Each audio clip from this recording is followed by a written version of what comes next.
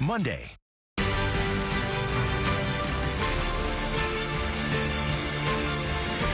Broadcasting across California with Nikki Lorenzo. This is Inside California Politics. Glad you're with us this week. I'm Nikki Lorenzo in Sacramento. On the show today, a conversation with the leader of the largest city in Northern California, San Jose Mayor Matt Mahan. We talked about what he's doing to try to fix homelessness in the city, the lack of funding for the tough on crime law that he was a big supporter of, Prop 36, and what he thinks needs to be done to make California more business friendly. Mayor Mahan, welcome back to the show. It's been a couple of months since we have talked here in Inside California Politics. I want to start our conversation with where the city is at on homelessness, because there's been some numbers reported. You have said that homelessness is down in San Jose by 23%. The point in time count had some different numbers, so I just wanted to start off by getting you to explain what the numbers are and what you see is working right now in your city. Yeah, thanks for having me on, Nikki, and for the opportunity to explain this, because it actually confuses a lot of people. When we report out on homelessness, there are two components. There's sheltered and unsheltered, people who are in a congregate shelter or interim housing on the one hand, or living outside in a tent or maybe a vehicle. We have reduced unsheltered homelessness in San Jose by 23% since the count in 2020.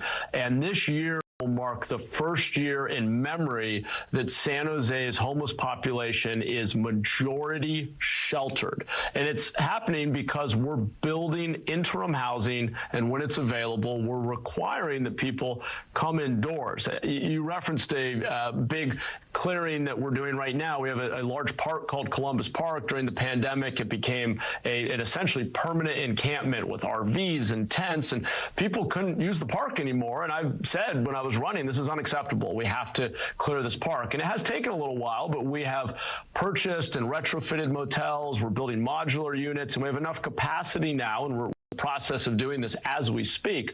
We're offering everyone in Columbus Park a safe indoor place to be. These are actually private units, but we are clearing the park, and we're going to restore it to public access. It will be clean. It will be safe. We're offering everyone housing. 2/3 of people out there have said yes, 1/3 have not. And I highlight that because only the state of California and our counties, which are a subsidiary of the state, can address the untreated addiction and mental illness that so often gets in the way of people being willing or able to accept the services that a city can offer, essentially shelter and case management.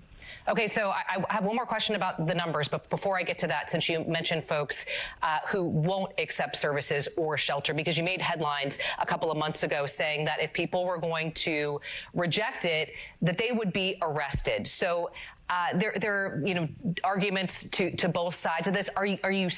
First of all, is that happening, and how often is it happening?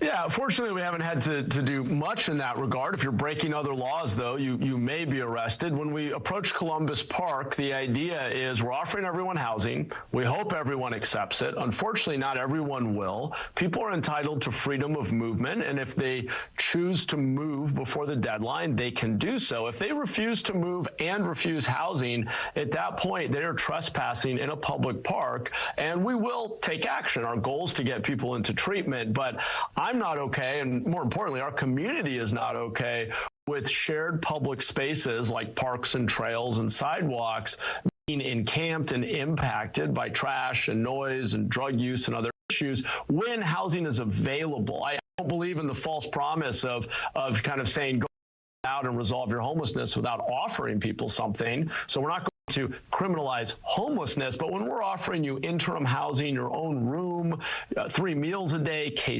management, safe, private, you've got to say yes and come indoors. And if you aren't, to me, that's an indication of an underlying addiction or mental health issue that, frankly, cities don't have the legal jurisdiction to solve. Only our county, our state, that by being inpatient treatment for addiction and mental illness. Okay, so before we move into our next topic, I just want to look at the numbers here, because we talked about the 23% decrease. The point in time count had reported that there was a 3% increase, but also as well. So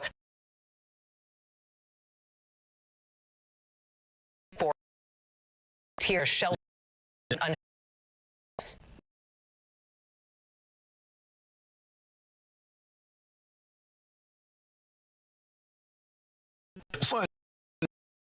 housing,